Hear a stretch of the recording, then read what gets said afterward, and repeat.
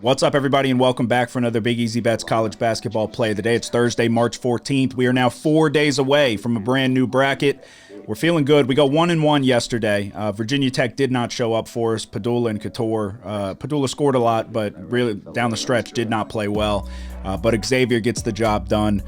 We go 1-1. March is about survive and advance. That's exactly what we did. So we're still feeling good. I told everybody we're getting a little bit more aggressive today, and that's exactly what we're doing. We're back with 6 plays. So before we get to that, hit that like and subscribe button. It helps us out. We'd really appreciate it. But let's dive right into it. Short and sweet.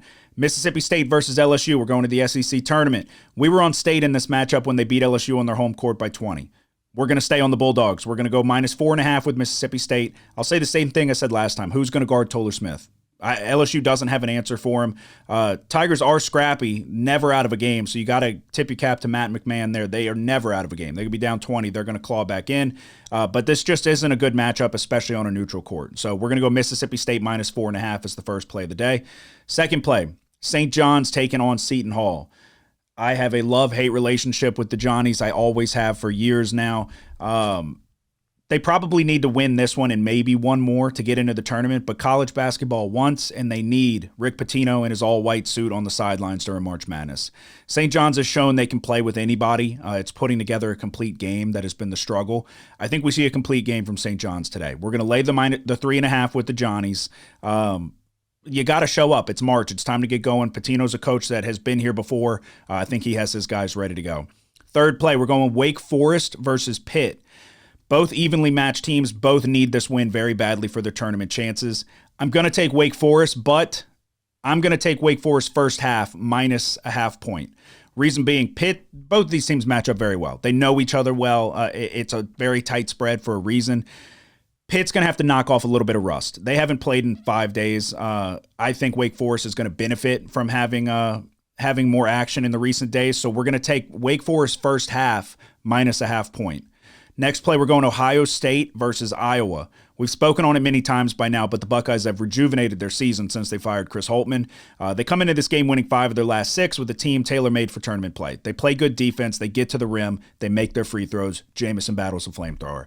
I'm laying the 1.5 with Ohio State. I just think that Iowa's defense is not really there, and you need to have defense that you can lean on whenever you get to tournament play. Ohio State has that defense. They can go cold from the offensive side, but their defense can allow them to hang around in these games. If we can get a good shooting night from Jamison Battle, we should be A-OK. So we're going to go Ohio State -1.5. 2 more to go. NC State taking on Duke, another game that we were just on recently. We took Duke the other day when they got the road win 79-64 over NC State. It took a heroic effort from DJ Burns, the big guy down low. He's every time college basketball rolls around, every few years, you get one of these big guys that don't look like they're nimble, and everybody loses their mind when they have good footwork. That's DJ Burns. I think that Duke's going to be ready for him this time. They're not going to fall into that trap again. I also think we see a motivated Duke team after losing to North Carolina. You don't want to start playing bad basketball right now in the month of March. So we're going to take Duke -10.5 and see if they can get the job done versus NC State. Final play of the night, Marquette versus Villanova. Marquette is still without Tyler Kolek. He's expected to be healthy for the tournament. They've been without him for quite some time, so it's not a shock.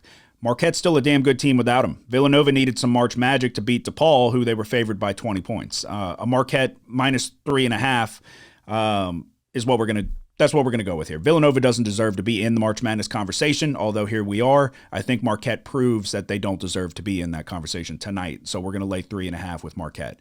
Again, 6 plays for Thursday. We said we were getting more aggressive. That's exactly what we're doing. We're going Mississippi State -4.5, St. John's -3.5, Wake Forest first half -0.5 point, Ohio State -1.5, Duke -10.5, and Marquette -3.5. This is March. There's money to be made. Let's make it. Good luck.